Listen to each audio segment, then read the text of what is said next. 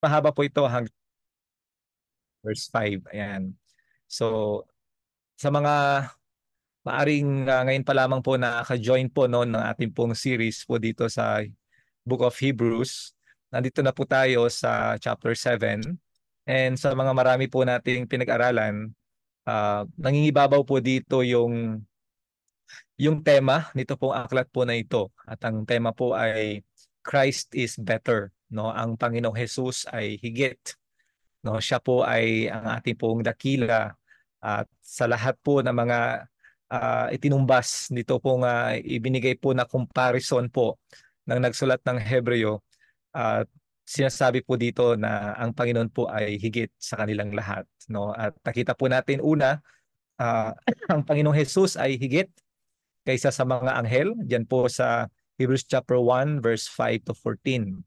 At nagbigay po ang nagsulat po ng Hebreo ng kumbaga encouragement or kumbaga admonition para may apply po ito pong katotohanan na si Jesus ay higit kaysa sa mga anghel. At mapapansin po ninyo no, gaya po nung napag-aralan po natin sa ating pong introduction dito po sa pag-aaral po natin na ang forma ng pagkasulat po dito po sa Hebreo at marami nagsasabi na ito daw po ay mga sermon, no? Kaya kasi nga po may mga makikita mo yung kumbaga yung pattern, magbibigay po ng katotohanan yung pong nagsulat po ng Hebreo, magbibigay po siya ng mga proposition, isa pong katotohanan at bigla po siyang magbibigay po ng kumbaga application points. At yun po yung napapansin po natin dito po sa pag-aaral po na ito. And so doon sa una nga po that in Hebrews chapter 1 verse 5 to 14 that Christ is better than ministering angels. And so sabi nga po nung nagsulat ng Hebreo, therefore pay attention to him. Yan po yung Hebrews chapter 2 verse 1 hanggang sa may verse 18. Nakita rin po natin na si Jesus ay higit po kaysa kay Moises. Mataas ang respeto ng mga Hudyo sa mga sa mga propeta po nila, lalong-lalo na po sa kay Moses po na leader po ng mga Israel. And so pero pinatunayan po ng Hebrews chapter 3 verse 1 to 6 na kung paano si Moises ay tapat sa Panginoon bilang pong katiwala, si Jesus ay tapat din sa Panginoon. Yung nga lang, hindi lang po siya dahil sa katiwala po siya, kundi siya mismo ay anak ng Diyos. At makikita po natin doon na sabi nga po ng nagsulat ng Hebreo, dahil po dito na si Jesus ay higit kaysa kay Moises, napakahalaga na hindi dapat bumalik ang isang mananampalataya, lalo po yung kausap po ng nagsulat ng Hebreo, mga Hudyo na ito, na bumalik po sila doon sa tradisyon. Bumalik sila doon sa batas na siya magiging basihan ng kanilang pagtanggap sa harapan ng Panginoon. No? At napag-aralan po natin the danger of uh, the danger of unbelief, no? Kung paano si Jesus ay higit kay Moises, napakatindi na talikuran o hindi paniwalaan ang ating pong Panginoong Jesus. Napag-aralan din po natin, kaakibat po ng application po na ito, Christ is better than Prophet Moses, is also the grace of faith or trust in Christ. No? Ang Panginoon din po, sa biyaya ng Panginoon, ay kumikilos sa mga maraming nakakatagpo sa ating Panginoong Hesus, no? At biyaya po na sila po ay ligtas. At pinatunayan po dito kung gaano kasigurado, kapanatag ang isang mananampalataya na nakay Kristo dahil si Jesus ang tumupad sa lahat ng batas na ibinigay po ni propeta o nung leader po na si Moises. Jesus indeed fulfilled all the demands of the law that the prophet Moses has given, in the book of Exodus and even syempre in the book of Torah. Sabi nga, napag-aralan din po natin sa Hebrews chapter 4 verse 14 to 16 that Jesus is better than high priest. Pangatlo po na ka-proposition or katotohanan na si Jesus ay higit kaysa maging sa mga dakilang saserdote o mga punong pari. No, siya po ay talagang ating pong punong pari at nagbigay po tayo, actually po yung nagsulat ng Hebreo, nagbigay po siya ng comparison ano ang ministeryo ng mga punong pari noon at paano ito hinigitan ng ating Panginoong Hesus. Ang mga punong pari po noon na mababanggit din po natin ngayon ay nangangailangan pa rin sila ng sariling sakripisyo o offering sa kanilang sariling mga kasalanan. Pero si Jesus po, hindi po niya kailangan kasi nga po, siya po ay banal at siya po ay matuwid at siya po ay sapat. No? And so dahil po dito, no, mahalaga po na intindihin po natin na si Jesus ang kumbaga huling punong pari, na ibinigay po ng ating Panginoon. Huli, hindi dahil lamang po sa order o yung pagbibigay, kundi siya ay huli dahil ang kanyang ginawa ay sapat. Wala nang hihigit sa ating Panginoon. Pagkatapos ni Jesus, wala na pong darating po na propeta o wala na pong darating pong punong pari. Para sa ganun, higitan pa ang ginawa ni Jesus. No? Sapat na yung ginawa ng ating Panginoong Jesus. And so, nagbigay po ngayon ng kumbaga paalala ang nagsulat ng Hebreo sa mga nakikinig po sa kanya. At pag-aralan po natin sa mga ilang po mga linggo yung kahalagahan po ng maayos na pakikinig, maayos sa pag-aaral ng salita ng Panginoon, at ang kahalagahan po ng paglagong spiritual. Hebrews chapter 5, 11 to 14, tinignan po natin at pinamagaran po natin yung mensahe na poor listening that leads to immature living. At napag-aralan din po natin sa Hebrews chapter 6, verse 1 to 8, the command to spiritual maturity. No? Sabi nga po ng nagsulat ng Hebreo, ano na tayo? Usad na tayo. No, wag na tayong manatili diyan sa klasehong pananaw tungkol sa Mesiya na naiiwan doon sa lumang tipan. No, kundi dapat tayo po ay lumanggo. Tayo po ay umusad na sa ating pong paglagong spiritual at mangyayari yan sa ating pagkilala sa Panginoon, ating pag-aaral ng Biblia at maging syempre ang ating pong mga pagdalo sa mga gawain ng Panginoon. Napag-aralan po natin last time, no, last week po ay syempre po yung mga kumpiyansa. Paano nasabi po na talagang ang mga mananampalataya ay talagang magtutuloy sila sa kanilang pong buhay Kristiyano at nagbigay po tayo ng mga ilang pong mga larawan o ilang pong mga picture po ng tunay na pananampalataya, the confidence on genuine salvation. Sabi po natin na ang mga tunay na mananampalataya ay sila po ay sa kabila po ng maraming problema ay magiging matatag po ang kanila pong pananampalataya sa Panginoon. At ilan po yung ilang po mga bagay na napag-aralan po natin. Hopefully po, ang aking po panalangin ay nakikita po ninyo yung flow po dito po nga pag-aaral po natin sa aklat po ng Hebreo. Again po, no?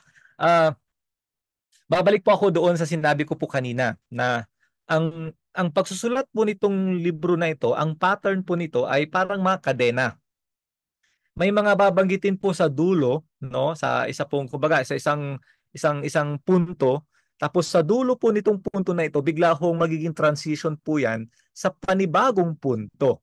And so, ito pong ating pag-aaralan po ngayong pong gabi, Hebrews chapter 7, ang pamagat po nito is Christ is better than the Levitical priesthood. Okay? Christ is better than the Levitical priesthood. Si Jesus ay higit kaysa sa mga pari ayon sa pagkatawag, no, sa angkan po ni Levi or angkan po ni Aaron particularly. At kung mapapansin po ninyo, no, again mga kaibigan, no, kung tayo po ay may mga Bible study, hindi ko po kayo nakikita paano kayo nagbubukas ng Biblia po ninyo. I pray po na mayroon kayong Bible po sa harapan po ninyo dahil para ma-appreciate po ninyo. Para sa ganun, pagka nag-turn po tayo, nakakasunod po kayo. And so kung babalikan po natin yung Hebrews chapter 6 verse 19 to 20, basahin ko po sa inyo ito dahil gusto ko pong ilagak po yung ating pong pag-aaral at parte po ito ng disiplina sa pag-observe po natin sa mga salita ng Panginoon. Pansin po ninyo yung pong verse 19. Naalala po ninyo na ito po yung mga kumpiyansa, no, Hebrews chapter 6 verse 9 to 20 nung last time. Nagbigay po tayo ng mga kumpiyansa kung bakit. Sabi niya, we are convinced of you. Sabi niya, because that you are better, maganda ang inyong kalagayan at ang kumpiyansa na ito ay dahil sa mga bagay na napapaloob sa kaligtasan ninyo. At nagbigay nga po ng mga ilang po mga larawan. Una, yung pag-ibig ng isang Kristiyano sa ibang mananampalataya. Pangalawa, yung kanya pong katatagan. At pangatlo, yung kanyang patuloy na pagpupursige sa pananampalataya. At ginamit ng nagsulat ng Hebreo, yung motibasyon para ang isang Kristiyano magpursige ay dahil totoo ang ating pananampalataya. Mahirap po sigurong magpatuloy sa pananampalataya kapag peke o hindi totoo yung kumbaga pinaniniwalaan mo. And so bilang mga Kristiyano, totoo na talagang tayo ay magpupursige dahil talagang matibay ang ating pong pananampalataya. At binanggit nga po dyan po sa may verse 19 to 20. Basahin ko po yung verse 19. Sabi niya, this hope we have as an anchor of the soul, okay? Itong pag-asa na ito na siyang sandigan po ng ating kaluluwa. Ito yung talagang nagbibigay sa atin ng katatagan. Ito po yung pag-asa, both sure, totoo, confirm, and one which enters within the veil, where a forerunner has entered for us. Why? Bakit po tayo motivated magpupursige sa buhay Kristiyano? Dahil totoo ang ating pong tinatayuan, totoo ang ating pong kumbaga pinaninindigan, walang iba kundi ang ating Panginoong Hesus. And so sa dulo po ng verse 20, sabi na Jesus, nagbigay ngayon po ng kumbaga link. Ito po yung kumbaga parang parang ito po yung transition. Having become a high priest forever according to the order of Melchizedek. Kumbaga, ito pong Hebrews chapter 6, verse 19 to 20, ay isa pong link para sa ganon ay maging transition sa panibago pong punto na ibinibigay po ng nagsulat ng Hebreo.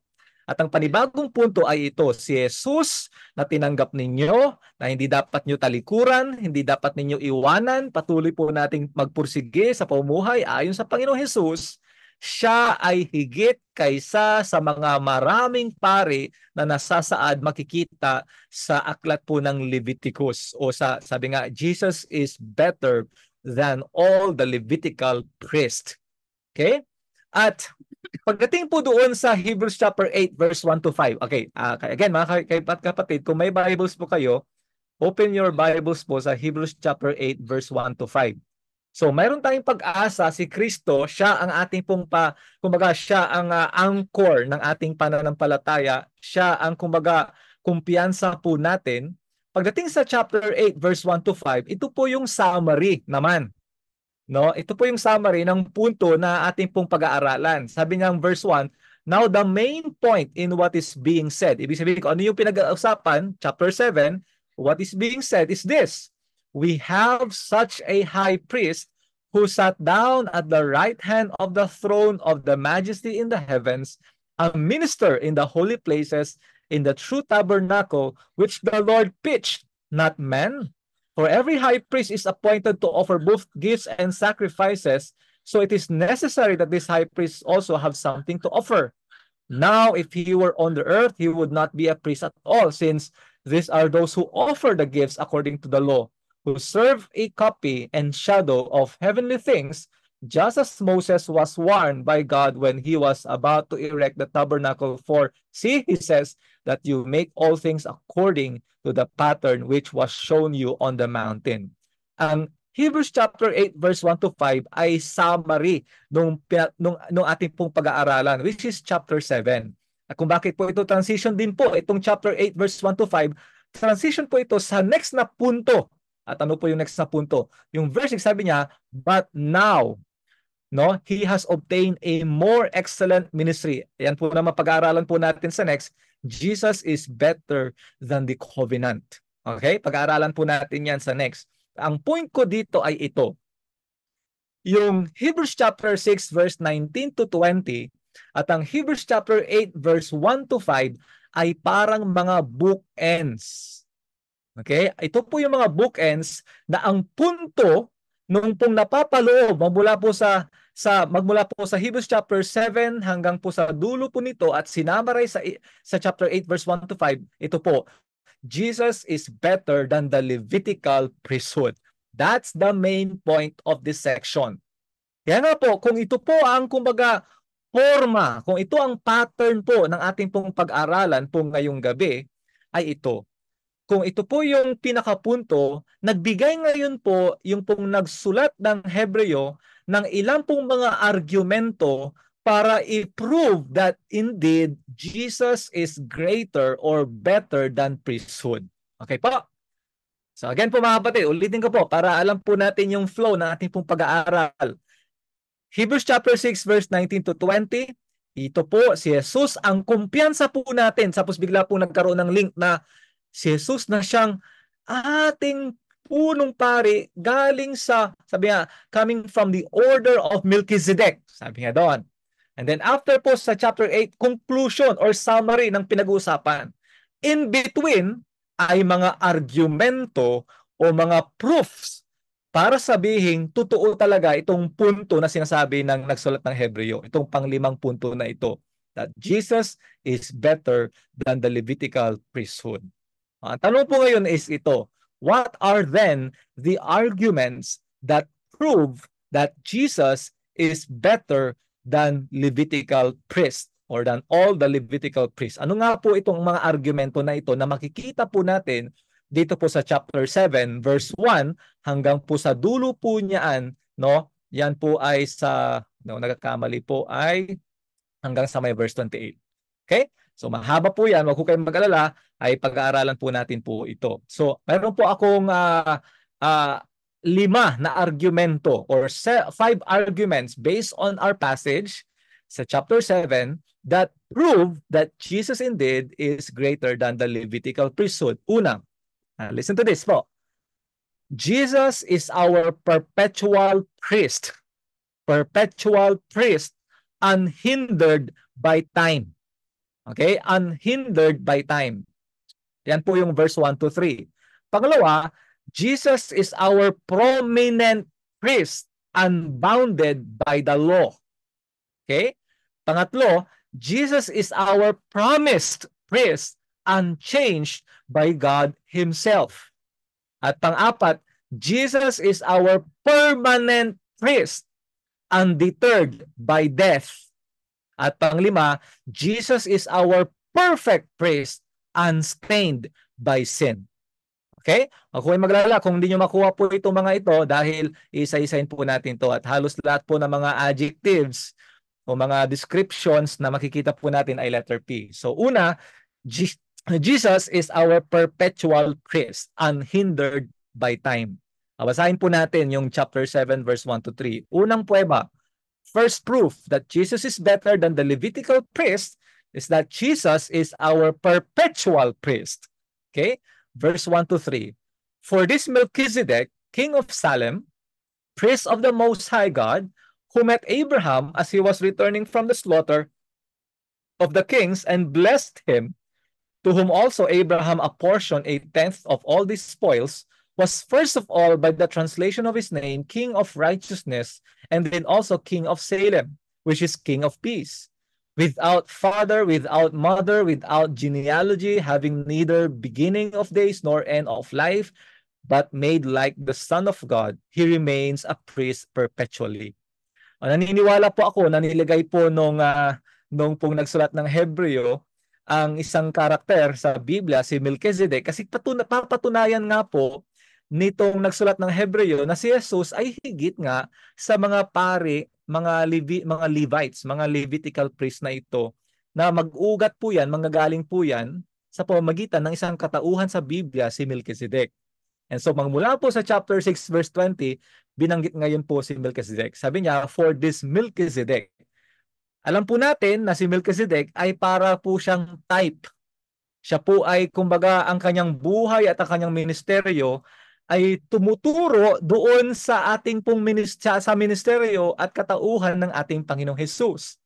Kumbaga siya po ay isang allusion, siya po ay kumbaga larawan ng magiging ministeryo ng ating Panginoong Hesus.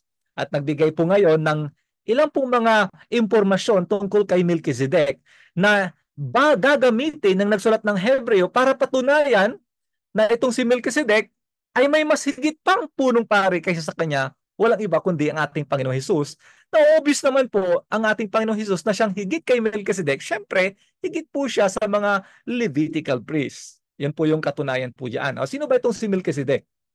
Ang pangalan pong Melchizedek ay galing po yan sa salitang dalawa pong Hebrew name o Hebrew words na Melech, okay? The word Melech ay hari, no? Or Melechim, mga kaharian, no? At Zedek or Zadok, na ang ibig sabihin niyan ay righteous. Kaya nga po binanggit po sa verse 2, itong si Melchizedek, ang pangalan po niya, dalawa, King of Righteousness, dahil siya po ay hari po ng Salem or Shalom. Shalom ay ang ibig sabihin niyan ay peace, so King of Peace. At basically po, siya po ay hari at sabi nga po ng Genesis chapter 14, siya po ay pari. For this Melchizedek, King of Salem, priest of the Most High God. Alam po natin ang kwento po dito, no? At hindi ko na po isa-isahin po yung nangyari po sa Genesis 14. Ang nangyari po doon ay nagkaroon po ng 4 na hari at lumaban po sila sa 5 hari. Nanalo po yung sino ba yung nanalo? 4 na hari ba yung nanalo? Genesis 14. And problema, nung natalo po yung hari ng Sodom at Gomorrah, doon nakatira po si Lot. Naisama ngayon si Lot noon. So ang ginawa po ngayon, mayroon pong isang tao lumapit kay Abraham. Sabi niya, "Nako, naisama no yung pamangkin mo." And ang nangyari po diyan, syempre, hinabol ngayon nila Abraham itong mga hari na ito na tumalo sa King of Sodom and Gomorrah, kasama na po yung tatlo doon. At of course, nahabol po nila Abraham. Pagkatapos po nito, syempre, lahat ng mga spoils, lahat po ng mga nakuha po nila dito po sa digmaan na ito, at biglang sumulpot po yung 10 katauhan na ito. Ang pangalan po niya ay si Melchizedek. Again, mga kaibigan, go back sa Genesis 14, nandun po yung kwento. At sabi po ng Hebrews, sabi niya doon, he met with Abraham as he was returning from the slaughter of the kings and blessed him, to whom also Abraham apportioned 1/10 of all the spoils. So nagbigay po si Abraham ng tithe kay Melchizedek, na sinasabi pong siya po ay hari at pari ng Diyos na kataas-taasan. Observe po na ang pangalan ng Panginoon na binanggit po diyan ay ang pangalan pong Most High God. No, ito po ay pangalan po na pangkaraniwang ginagamit sa universal truth na ang Diyos po ay mataas sa lahat. The name El Elyon. Hindi po ginamit dito ay Yahweh, no, self-existent one. Nangangahulugan po dito na si Melchizedek, no, alam niya, kilala niya ang Panginoon. At mayroon po siyang recognition na may Diyos na mas mataas sa kanya. At si Abraham po, no, ibinigay po niya ngayon ang 10th, no, lang lahat ng nakuha po niya dito po kay Melchizedek, no. Pansinin po ninyo yung po binanggit po ng verse 3. Sabi niya doon, si Melchizedek, gaya po ng nabanggit po sa Tagalog Bibles po natin, si Melchizedek, sabi po doon, walang nabanggit tungkol sa kanyang ama at ina. Kasi nga po sumulpot na po siya agad po dito sa Genesis 14 tungkol sa kanyang ama at ina o saan kang pinagmulan niya. Hindi rin natala ang kanyang kapanganakan o kamatayan. At tulad ng anak ng Diyos, siya ay pari magpakailanman. Okay? Marami pong mga nagsasabi na si Melchizedek daw po ay isa pong anghel. Okay? Pero hindi po maaring matanggap po 'yon dahil nga po specific na sinabi niya siya po ay hari, no? Siya po ay talagang hari. At marami po nagsasabi si Melchizedek daw po ay siya po daw si Jesus. Okay? Sa lumang tipan, no? Yung tinatawag nilang mga theophanies, no? Hindi rin po dahil maliwanag na talagang siya po ay isa pong talagang tao, no? Siya po ay pari, no? Talagang siya po ay mayroon pong katayuan, mayroon po siyang posisyon. Pero anuman po ang hindi po makita sa background po nitong si Melchizedek, ito po ang punto ng nagsulat ng Hebreo, yung pong sa dulo ng sinabi niya. Sabi niya doon, no? Sabi niya doon, but made like the Son of God, he remains a priest perpetually. Kasi nga po gusto po na nagsulat ng Hebreo na patunayan sa mga maraming Hudyong nakikinig sa kanya na si Jesus ay higit kaysa sa mga Levita. Higit si Jesus kaysa sa mga taong naglingkod kay Yahweh. At ang ginamit po niya para sasabihin kasi ng mga maraming Hudyo, kilala namin si Jesus, anak siya ng karpentero.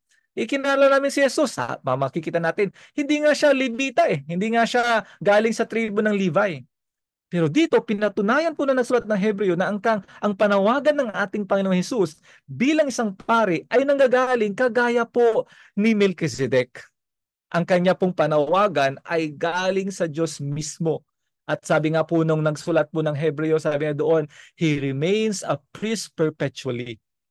That means that Jesus, who came as our high priest, like that of Melchizedek, ministers to believers in an eternal service, in an eternal way. Jesus, or yung nagsulat ng Hebreo, pinapatunayan niya na si Jesus, He is our unending high priest. At ginamit po ng nagsulat ng Hebreo ang ministeryo po ni Melchizedek para patunayang si Jesus galing siya doon sa panawagan na ito. Hebrews chapter 6 verse 20, no, si Jesus who is also from the order of Melchizedek. Hindi po nakabase ang panawagan ng ating Panginoong Jesus sa pamamagitan ng pagkatawag, sa pamamagitan ng kanya pong kumbaga tribo o sa kanya pong background, kundi galing po ito mismo sa Diyos. Actually, napag-aralan na po natin po ito no, noong mga nakaraan. And so, brethren, Jesus' ministry is unhindered by time. The point here is this, like Melchizedek, who is without father, wala hong written record about the background of his father, about his mother, even his genealogy. Wala po siya ipinakita ang kanyang kapanganakan o maging yung kanyang kamatayan. Pero ginamit po ngayon yan ng nagsulat ng Hebreo para patunayan, ipakita na si Jesus ay kagaya ni Melchizedek, siya po ay pare magpawalang hanggan. Hindi po nakasalalay sa anumang pong pinanggalingan, basihan na tao ang magdidikta sa panawagan ng Panginoon bilang pare, kundi ang kanya pong panawagan ay galing sa kanyang katauhan bilang Diyos. Ang Diyos mismo ang nagtawag sa kanya. And so Jesus is unhindered by time, and the author of Hebrews proved that point by mentioning the ministry and call of Melchizedek. That's why sabi po natin, Jesus is our perpetual priest. Gaya po nung nabanggit po dun sa dulo sa may verse 3, He remains a priest perpetually. Okay? That's the first proof that Jesus is better than the Levitical priest because Jesus is unhindered by time. He is our perpetual priest. Pangalawa ay ito, Jesus is our prominent priest, unbounded by the law. Okay? At basahin po natin ang verse 4. Sabi niya, now observe how great this man. Sino pong this man na ito? Si Melchizedek. Prominent itong tao na ito. Sabi po nung nagsulat ng Hebreo. Dakila itong tao ito. No? Now observe how great this man was, to whom Abraham, the patriarch, gave a tenth of the choicest spoils. And those indeed of the sons of Levi who received the priest's office have a commandment. Hindi kagaya ng mga anak ni Levi, sila ay naging pare dahil may utos sa kanila. At ang utos na ito, sabi nga po ng verse 5, in the law to collect a tenth from the people, that is from their own countrymen, although they are descended from Abraham himself. But the one whose genealogy is not traced from them collected a tenth from Abraham, talking about Melchizedek. Kasi nga wala nga po siyang written record, yung genealogy niya, pero siyempre, nirecognize ni Abraham na itong tao na ito ay galing sa Panginoon. Itong taong ito ay sumasamba sa Panginoon at nararapat lang na ibigay ang dapat sa Panginoon. And sabi nga, blessed the one who had the promise. But, verse 7, without any dispute, the lesser person is blessed by the greater. In this case, mortal men receive tithes, but in that case, one receives them of whom it is witness that he lives on. And so to speak, through Abraham, even Levi, who received tithes, has paid tithes, for he was still in the loins of his forefather when Melchizedek met him. Okay, hinga po tayo dito mga kapatid dahil actually po nung inaaral ko po ito talagang wow Lord, paano ko po ito iintindihin? Ang dami pong mga nangyayari, ang dami pong mga sanga-sanga dito sa sinabi po nung nagsulat ng Hebreo. Mga kapatid, isipin po natin ang kausap po ng nagsulat ng Hebreo ay mga Hudyo. Okay? Ang mga Hudyo. At sa isang isipan ng mga Hudyo, mataas ang respeto po nila kay Abraham at ang mga anak po ni Abraham. Lalong-lalo na ang mga pari. At particularly po, ang mga pari na ito ay walang iba kundi kay Levi. Okay? So isipin po ninyo, ang kausap po dito ng nagsulat ng Hebreo ay ang mga Hudyo na ang tingin mo po nila kay Abraham ay talagang he's the friend of God. Siya ang kanilang ninuno. Siya ang kumbaga pioneer pagdating po sa Israel. Okay? Siya ang pioneer pagdating sa pagsamba sa Panginoon. And so ganun katindi ang kanila pong respeto kay Abraham. And so kasi nga gustong patunayan dito po nagsulat ng Hebreo na si Jesus ay higit kaysa even sa mga tinitingala ho nila, ginamit pa rin po yung pong ministeryo po ni Melchizedek. Bakit? Kasi ganito po, kung si Melchizedek ay nirespeto po ni Abraham. Kung saan, syempre, sabi nga po, alam po ninyo na kumbaga, kung utos ang ibinigay sa atin, di ba, ano tayo susunod tayo, gaya po nitong si Sons of Levi. Ang panawagan po nito po mga Levitical priests, makikita po natin yan sa Exodus 28:29. They were consecrated, no? Tinawag sila ng Panginoon, may batas na talagang binigay sa kanila, no? Pero sabi po doon sa verse 8 kasi, sabi niya, actually, si Abraham nga, no, si Abraham na, listen to this, brethren. Si Abraham na nga na mataas ang respeto natin sa kanya, and yet he gave tithe. He honored the Lord through his tithe to Melchizedek, the high priest. Paano pa kaya si Levi, di ba? Paano pa kayo mga pare na ito na galing kay Levi? Hindi dapat they would recognize also, of course, si Melchizedek. And given that Jesus is in the line, in the order of Melchizedek, then therefore they, the sons of Levi, all Israel should recognize also the priesthood of Christ. Parang ganun po ang sinasabi po dito. Okay? So, bakit po? No, mapapansin po ninyo diyan, sabi niya po sa may verse 4, sabi niya, now observe this great man. Now observe how prominent Melchizedek was to Abraham. Yung patriarch natin, siya yung nagbigay ng tithe sa taong ito. Napaka-prominente itong si Melchizedek. Sa mata ni Abraham, mahalaga ang panawagan at mahalaga ang katayuan, mahalaga ang priesthood na ginagawa ni Melchizedek. And so nung natapos po yung gera po ni Abraham, natapos po yung kanya pong paglupig doon sa mga hari na ito, nagbigay siya as an expression of his, kumaga, respect and homage kay Melchizedek, of course, sa ating Panginoon. And so binanggit nga diyan, sabi niya, but in those indeed of the sons of Levi, verse 5, who received the priest have a commandment. Maaring ang mga Levites na ito, susunod sila sa pagkolekta ng mga tithe nila dahil maaring no? So, nagbibigay ngayon ng comparison. Ang point lang dito ay ganito, no? How much more will the believers, the Jewish believers at that time, should honor Christ as the great high priest, given that he is in the line of Melchizedek. And we know that Jesus is greater than Melchizedek because Jesus, we know that he is God. The point is this, kung si Sons of Levi, na sabi nga po, nasa bumbunan ka pa ng katawan ni Abraham, bago pa nga si Abraham na-meet niya si Melchizedek, no, hindi po pwede na itong mga Hudyo na ito, sabi nila, hindi, ang susundin lang namin yung priesthood ni Levi. Hindi nga, even nga si Abraham na dapat nga, tatay nyo yan, ninuno nyo yan, nirespeto nga niya si Melchizedek, hindi mas lalo pa dapat ang Panginoon Jesus, kasi nga si Jesus mas higit kay Melchizedek. This is the point there. This is the point, mga kapatid. To simply put, para hindi po tayo malito at hindi po ako maging confusing parot po dito. Okay? Ito po.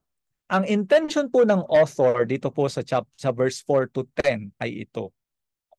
He wanted to pay homage. The author's intention is to pay homage, respeto to the dignity of Melchizedek so that it will lead to the exaltation of Christ being in the order of Melchizedek. Okay? So, ang pinupunto dito ay ito. Kung ang mga Hudyo na ito, mataas ang respeto kay Abraham, hindi lang dahil napipilitan sila gaya ng pagiging pari ng mga anak ni Levi, mataas ang kanilang respeto kay Abraham. Ibig sabihin niyan, alam natin na si Abraham, mataas ang respeto niya kay Melchizedek. Ginagamit ngayon ng nagsulat ng Hebrews na ito. Kung si Abraham nga nirespeto niya si Melchizedek, dahil nga si Jesus mas higit siya kay Melchizedek, di mas lalo dapat mataas ang respeto po natin sa ating Panginoong Jesus. If you Jews pay tithe to the sons of Levi out of duty, and if in the matter of delight you imitate what Abraham did to Melchizedek, how much more will you then honor Christ as a great high priest, given that he is the prominent one than both Levi and Melchizedek? Christ is superior priest, no? Even before the Levitical priesthood, he is more prominent than Melchizedek and even than Abraham, much more than Levi. Hindi po ang Panginoon Kumbaga, si Abraham, wala pang batas, rumispeto po siya kay Melchizedek. Ganon din po dapat. Panginoong Jesus, siya po ay dapat po natin respetuhin. Siya po dapat ang ating pong pagkatiwalaan bilang ating pong dakilang pari dahil ang kanyang panawagan ay higit kaysa sa mga anak po ni Levi. At kung paano nirespeto ni Abraham si Melchizedek, mas lalo pa dapat nating respetuhin ang ating Panginoong Jesus. Jesus is our prominent priest. Ang example nga po diyan, even yung response ni Abraham kay Melchizedek. Okay? Ito. So ano po yung una? Jesus is perpetual priest, unhindered by time. Pangalawa, Jesus is prominent priest, unbounded by the law. No? Pangatlo po, Jesus is our promised priest, unchanged by God Himself. Okay? Kung si Melchizedek, wala pong pinagmulan, di po makita ang kanya pong genealogy, ang kwento sa kanya, pero ito po ang punto diyan, galing sa Diyos ang kanyang panawagan at doon din po galing ang panawagan ng Panginoong Hesus. In a sense, God appointed Christ as our great high priest, no? At pweba yan na higit siya kaysa sa mga Levitical priest. Pangalawa, siya ay prominent. Si Abraham nga, rumispeto kay Melchizedek. Di nga po, mas mataas si Jesus kaysa kay Melchizedek. Hindi dapat mas prominente ang Panginoon kaysa kay Melchizedek. Siya dapat ang pagkatiwalaan po natin. At pangatlo, hindi lang doon sa tugon ni Abraham, hindi lang dahil sa galing sa panawagan ni Melchizedek, ang Diyos mismo ang kumaga nagbigay ng kanya pong pangitain, ng kanyang katotohanan. Ito ang pinili ko. Jesus is our promised priest by God Himself, unchanged. The promise of the Lord unchanged. No, he was given by God the Father. Basahin po natin verse 11 para maintindihan po natin. Sabi niya, so if perfection was through the Levitical priesthood, for on the basis of it the people received the law, what further need was there for another priest to arise according to the order of Melchizedek, and not be designated according to the order of Aaron? For when the priesthood is changed, of necessity there takes place a change of law also. For the one about whom these things are said belongs to another tribe, for which no one has officiated at the altar. For it is evident that our Lord was descended from Judah, a tribe with reference to which Moses said nothing concerning priest. Ito mas mahigit din po ito. And this is still clearer. If another priest arises according to the likeness of Melchizedek, who has become a priest not on the basis of a law of physical requirement, but according to the power of an indestructible life. For it is attested of him, you are a priest forever according to the order of Melchizedek. For on the one hand, there is the nullification of a former commandment because of its weakness and uselessness. For the law made nothing perfect. On the other hand, there is the introduction of a better hope through which we come near to God. And to the extent that it was not without an oath, for they indeed became priests without an oath, but he with an oath through the one who said to him, the Lord has sworn and will not change his mind, you are a priest forever. And by the same extent, Jesus also has become the guarantee of a better covenant. Grabe po ito po mga pananalita po na ito. Alam niyo po yung question po sa verse 11 ay very mind-provoking, no? Talagang naka-provoke po yun. Talagang mapag-iisip ka. Ano ba itong question na ito? Parang sinasabi niya na if acceptance before God, kung ang katuwiran ay makukuha sa pamamagitan ng Levitical priesthood, bakit nga ba na ang pagiging pari ng Panginoon, hindi ba dapat manggaling yan kay Aaron, hindi kay Melchizedek? Kumbaga, kung ako ay mapeperpekto, kung ako ay magiging mabuti doon sa kulang at temporal na ministeryo ng mga Levitical priest, hindi doon dapat i-align ang panawagan ng ating Panginoon. Kung yun ang magiging kumbaga paraan para ako ay maging mabuti sa Panginoon. Kumbaga, alam niyo po no, ang ginawa ng ating Panginoong Hesus, siya po ay pari na siya pong naging kabayaran ng ating kasalanan. He is both the priest and the sacrifice, di po ba? No, siya po ay pari, kumbaga siya po ay kumbaga namagitan between us at sa Panginoon. At hindi lamang po siya ang namagitan, siya po mismo ang sakripisyo. At tinanggap po yan ng Panginoon. Alam po natin na ang ginawa ni Jesus ay sapat. tayo ay naging matuwid dahil po sa Panginoong Hesus. Itong sinasabi po ngayon, kung ang ginawa ni Jesus ay nakakabit doon sa temporal at limitado at paulit-ulit na ginagawa ng mga Levitical priests sa Old Testament, edi dapat doon po kumbaga ang magiging konektado nito. Bakit ang sinabi ng Biblia ay ito? Ang panawagan ni Jesus ay naka-align sa ginawa ng ating Panginoong Jesus. And I believe po, no? And you could, maaring magkaiba po, may mga iba ho, mga pastor, magkaiba po ang interpretation po dito. Nagbibigay po ang nagsulat ng Hebreo ng ganito pong punto, na ang panawagan ng ating Panginoong Jesus bilang pari ay higit sa mga Levitical priests na galing po sa kautusan at ito po ay kumbaga type na alam po natin hindi po kumpleto. Ito po ay tumitingin po, itong Levitical priesthood na ito tumitingin sa pagiging katuparan na ginawa ni Jesus. Ni-align po, nilagay po yan sa panawagan ni Melchizedek para isabihin na magmula ngayon, pagka nakita natin ang galaw at ministeryo ni Kristo, masasabing hindi yan galing lang yan sa panawagan ng tao, kundi ito ay panawagan ng Diyos mismo. Okay? Okay? Panawagan ito ng Panginoon mismo. At mapapansin po natin yan, even dito sa nabasa po natin, verse 17.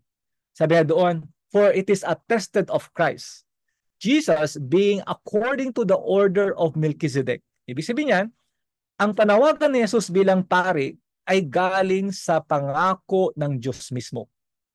Okay? Kasi sasabihin po ng mga Hudyo ay ito. Sasabihin ng mga Hudyo, hindi kami maniniwala kay Jesus. Bakit? Galing siya kay Judah eh. Di ba? Ito po yung sinasabi ko po kanina. Para sabihin ang panawagan ni Jesus hindi galing sa tao. Sabihin ng mga Hudyo ay ito, hindi kami maniniwala kay Jesus bilang pari namin. Hindi siya mamamagitan sa amin at kay Yahweh. Bakit? Kasi galing siya kay Judah. Siya ay tribo galing kay Judah. At alam natin sa lumang tipan, no, ang ibinigay na ng Panginoon ay walang iba kundi ang magiging pare ay galing sa tribo ni Levi. Pero dito po sinabi po ng Biblia, Psalm 110 verse 4, iba ang ating Panginoong Jesus. Ang kanyang panawagan ay hindi po sa pamamagitan ng pagiging kumbaga pinagmulan po ng tao sa background o sa kumbaga ikaw ay galing sa tribo ng ganito. Ang kanyang panawagan ay sa Diyos mismo, kagaya ni Melchizedek. Ang nagbigay mismo ng kanyang panawagan bilang pare ay ang Panginoong Yahweh mismo. You are my priest forever according to the order of Melchizedek. And again, sabi nga po ng verse 21, this is the oath of God who said, the Lord has sworn. Ang Panginoon mismo ay tunay na nagsasabing, ikaw Jesus, ikaw Panginoon, ikaw Jesus, ikaw ay pare, and you are a priest forever. That means, brethren, Jesus is better than the Levitical priesthood. Not because Jesus came from the tribe of Levi, coming from, kumbaga, pwedeng magyabang, galing lang yan sa tao ang kanyang panawagan. Hindi, direkta galing sa Panginoon mismo. At ang nagbigay po ng pangako na ito, na si Jesus ay talagang pari magpakailanman, ay ang Diyos mismo. And so, brethren, Jesus is better than the Levitical priesthood because his call as a priest came from the Lord himself, and it is promised by God, and he fulfilled it. Okay? Ayun pong pangatlo. Pang-apat. Okay? Pang-apat, verse 23 to 25. Basahin po natin. So Jesus also is better than the Levitical priest because Jesus is our permanent priest. Okay? Permanent priest. At tingnan po natin ang verse 23. Yan. Lapit na po tayo, verse 23. Sabi po ng verse 23, basahin ko po sa Tagalog. Bukod dito, kailangan noon ang maraming pare dahil namamatay sila at hindi nakakapagpatuloy sa panunungkulan. Ngunit si Jesus ay buhay magpakailanman, kaya't walang katapusan ang kanyang pagkapari. Dahil dito, lubusan niyang maililigtas ang lahat ng lumalapit sa Diyos sa pamamagitan niya, sapagkat siya nabubuhay magpakailanman upang mamagitan para sa kanila. Jesus is our permanent priest, no? Undeterred by death. Okay. Si Jesus ay higit sa mga Levitical priests. Una, dahil sabihin nila, ano naman yun si Jesus, ang kanyang panawagan, magpakailanman. Yung prominente siya kasi makikita yan sa tugon ni Abraham.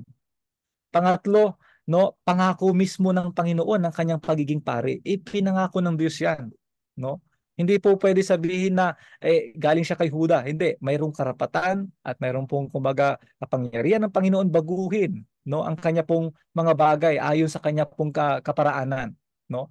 Kaya nga po sabi po doon, his calling came from the promise of the Lord himself at hindi ito magbabago. At pang-apat ay ito, ang mga pari noon kaya ho sila marami kasi namamatay, no? And they were prevented by death from continuing. Sabi nga, samantalang si Jesus, on the other hand, sapat ang kanya pong pagiging pari. Bakit? Because his priesthood was held permanently.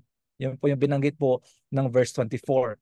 He continues forever because he holds his priesthood permanently. Permanente ang panawagan ng ating Panginoon magpakailanman. Hindi mo matatapos ang kanya pong pagsisilbi kasi nga siya po ay Diyos.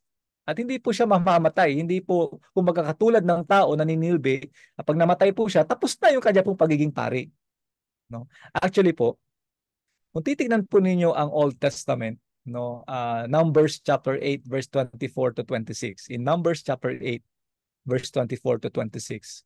Ang mga Levitical priests po, matitigil lamang po ang kanila pong paglilingkod sa Panginoon. Una, kapag siyempre, pag sila po ay namatay, or sila po ay na-disqualify, no, sa kanila pong pagsisilbi, or sabi po ng Numbers 8:24, meron din pong limit ng kanila pong pagsisilbi. No, between the age of 25 to 50. Okay?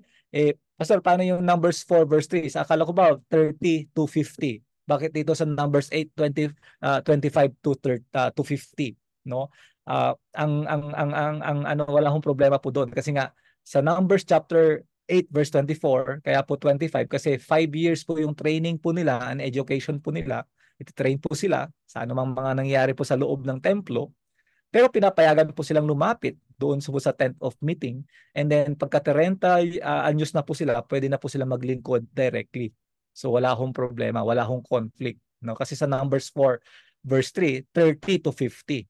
Ang point ko diyan is mayroong hangganan ang paglilingkod ng mga Levita po noon.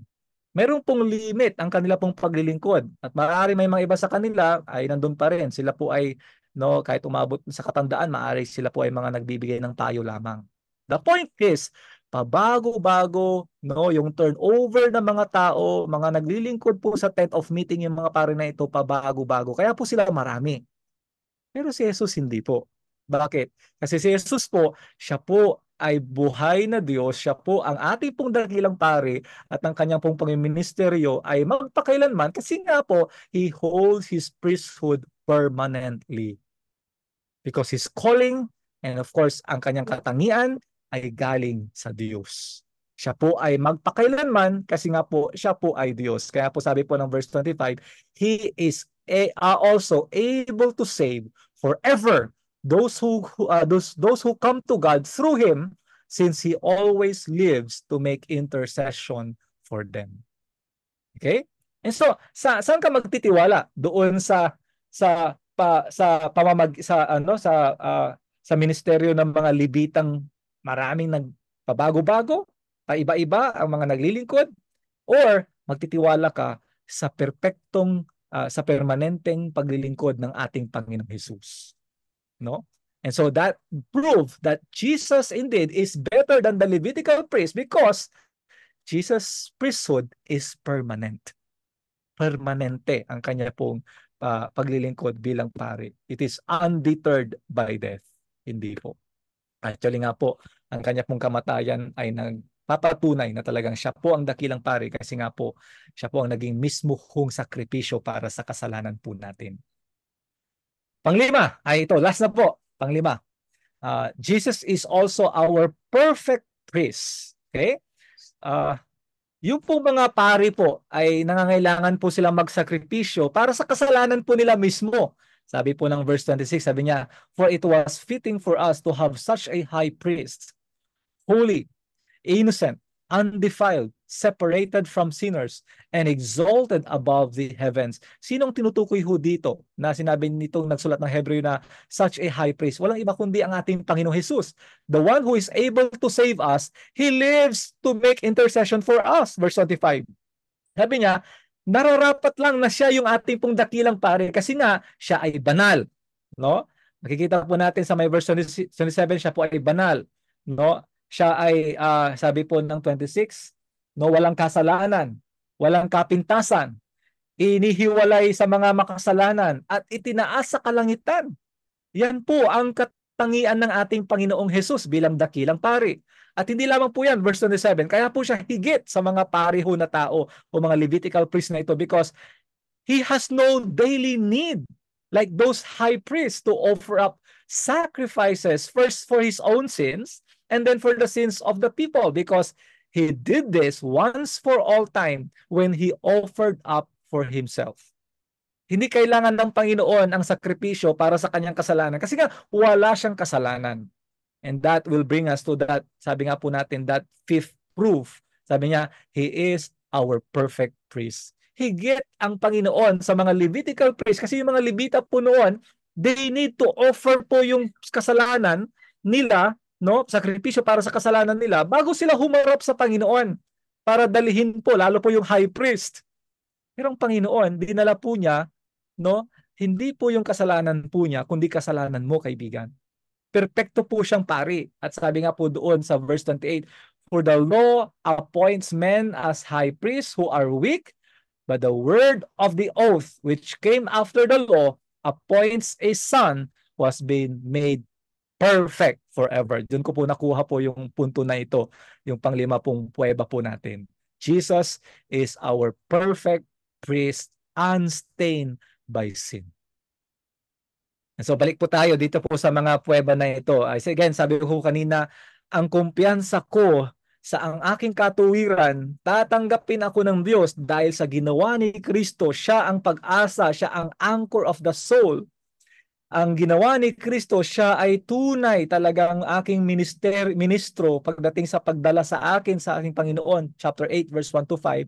Dahil sa 50 puweba na ito. Una, Jesus indeed is my perpetual priest. Siya ang aking pari na talagang humalili sa akin. Siya ang umaako sa akin. Siya ang siya po he carried me, most especially sa aking kaligtasan. Pangalawa, he is my prominent priest. No? Siya ang prominente sa lahat ng mga pari. Maging yung nirespeto po ng mga Hudyo na ito kay Melchizedek, mas lalo pa dapat ang Panginoon. At pangatlo na prueba, Jesus is my promised priest. In the Old Testament, God said that Jesus indeed is the priest forever according to the order of Melchizedek. He promised at hindi babaguhin ng Panginoong Diyos yan. At pang-apat po na prueba ho na si Jesus ang ating pong dapat pagkatiwalaan pagdating sa ating katuwiran bilang ating pong punong pari is because Jesus is my permanent priest. He is able to save me because He holds the priesthood permanently. Kaya po ito po ay sampal po yung mga nagsasabing pwede po tayong humingi, mag-confess, humingi ng tawad sa mga pari or yung mga iba po, sasabihin nilang hindi, pwede kang humingi ng tawad kay Maria maging tagapamagitan din ng kaligtasan mo. Hindi po ito no? Para mo sinasabi, binaba ni Kristo konti temporarily ang kanyang pagiging pari, tapos binigay niya muna kay Pedro o binigay muna niya kay Maria, ikaw muna ha, no? Hindi po. Sabi nga po ng Hebrews chapter 7 verse 24, He holds His priesthood permanently. Wala pong tagapamagitan na pwedeng magdala sa atin sa Diyos kundi si Kristo lamang. At panglima, Jesus indeed is better than the Levitical priest is because Jesus is the perfect priest. Siya lamang ang paring walang kasalanan. No, siya lamang ang tunay na makapagpadala po sa atin sa harapan po ng Panginoon. And so kaya po, as a conclusion, sabi nga po ng Hebrews chapter 8 verse 1, now the main point is this, we have such a high priest. Amen? Kaya po tayo po bilang mananampalataya, tayo po ay magpapasalamat sa Panginoon. We have such a high priest. And this high priest, our Lord, who has taken his seat at the right hand of the throne of the majesty in the heavens, is the powerful high priest. He is our king. He is indeed our minister in the sanctuary and in the true tabernacle, in the very presence of God, not set up by men, no, but the Lord himself. Ano ibig sabihin ng the Lord set up? Ito yung sinasabi po dito. Hindi siya galing doon sa kanyang panawagan dahil siya ay galing sa tribo ni Levi o ni Huda. Ang kanyang panawagan ay galing mismo kagaya po ni Melchizedek, the Lord himself. It is the Lord who set up his call as our great high priest. Amen? At binanggit po nung verse 3 hanggang po doon sa dulo, syempre, ay parehong-pareho yung pong verse 26 to 28. Sabi nga doon, for it is indeed the high priest is appointed to offer both gifts and sacrifices.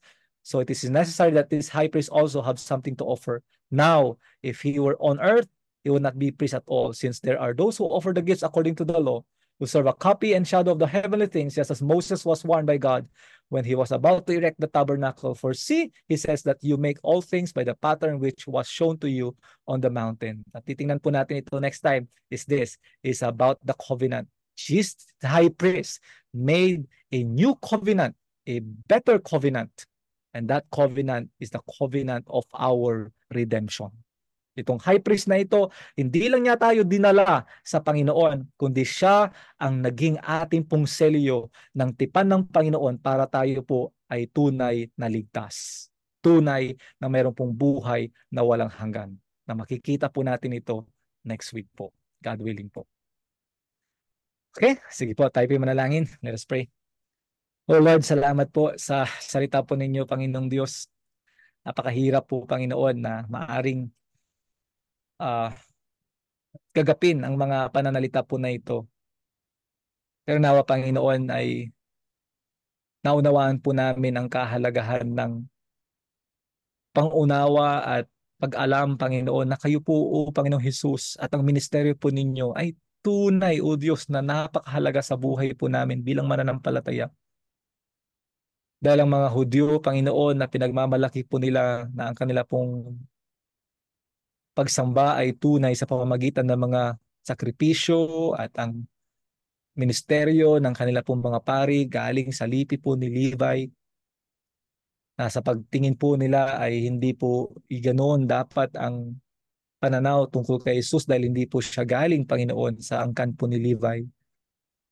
Pero Lord, dito po, Panginoon, sinasabi po ninyo, Lord, kayo po, Panginoong Jesus, pinatunayan po ninyo maging sa inyo pong salita na kailangan po nararapat na high priest, nararapat po na pari, at higit po kayo, Panginoon, sa ministeryo at gawain ng mga pari na ito dahil, Panginoon, kayo po, O Diyos, ay higit, Panginoon, sa mga pari na ito. Ang panawagan po ninyo ay galing po sa inyo mismo. O Panginoong Diyos, kayo po, Panginoon, na nagbigay ng pangako, Panginoon, na si Jesus lamang ang tunay na tagapamagitan. At tunay nga po, even po sa katangian po ni Jesus dahil siya po ay walang kasalanan. Perpekto po ang kanya pong katauhan bilang aming pong pari. At kami po na mga mananampalataya, Panginoon, natutuwa po kami. Dito po kami, Panginoon, tumatayo. Dito po nakaangkla ang aming pong mga kaluluwa, Panginoon. Thank you, Lord God, that when you, Lord God, save us, Lord, you mediated, Lord God. You bore, Lord God, our sins. And you offered sacrifices, Lord God, your own life, Lord God, your own death, Lord God, so that we who believe in Christ, indeed, Lord God, will confidently, Lord God, be secured, Lord God, in our salvation. Dahil po, Panginoon, sa ginawa ni Kristo lamang, Panginoong Diyos. Lord, kung hindi po, Panginoon, naging klaro ang mga punto po na ito, help us, Lord God, to continually read your word. And Lord God, help us to continually rely upon the ministry of the Holy Spirit to open up, Lord God, ito po mga misteryo na ito po mga katotohanan na ito at mas lalo po namin makitang, Panginoon, salamat po. Totoo nga po ang aming pong pari. Totoo nga po ang aming pong dakilang saserdote. Totoo si Jesus bilang aming pong punong pari. Pinatunayan po ninyo ito, Panginoon. Kaya pala po, Panginoon, sinasabi po nung nagsulat ng aklat na ito, Lord, hindi po kailangan bumalik doon sa mga sistema na ginagawa ng mga pari po noon. Hindi po namin kailangan na pumunta, Panginoon, para ingin namin ang kasalanan po namin sa mga pari na ito, mga human priest, Lord God. Kundi, Panginoon, walang iba po kaming dapat takbuhan, kundi ang tunay na tagapamagitan, kundi kayo lamang po, O Diyos. Salamat. Nakikita po ninyo ang buhay po namin. At kayo po ay patuloy na nanalangin para po sa amin. At patuloy po kami, Panginoon, na ginagabayan po ninyo. At sinelyohan po niyo kami, Panginoon, ang aming pong kaligtasan. Maging, Panginoon, sa pamamagitan po ng kamatayan po ninyo, na siya pong binabanggit na ito po ay totoo, na siya pong tunay po na kumpiyansa ng mamuhay ayon po sa inyo pong kalooban bilang mga mananampalataya. That covenant that you made, Lord God, Lord Jesus Christ, sealed, Lord God, our redemption. Indeed, Jesus is better than the old covenant because His covenant, Lord God, indeed is pure. His covenant indeed, Lord God, is secure. Salamat po. Pinupuri po namin kayo sa pangalan ni Jesus. Amen. Amen. Okay, salamat po mga kapatid. God bless you po.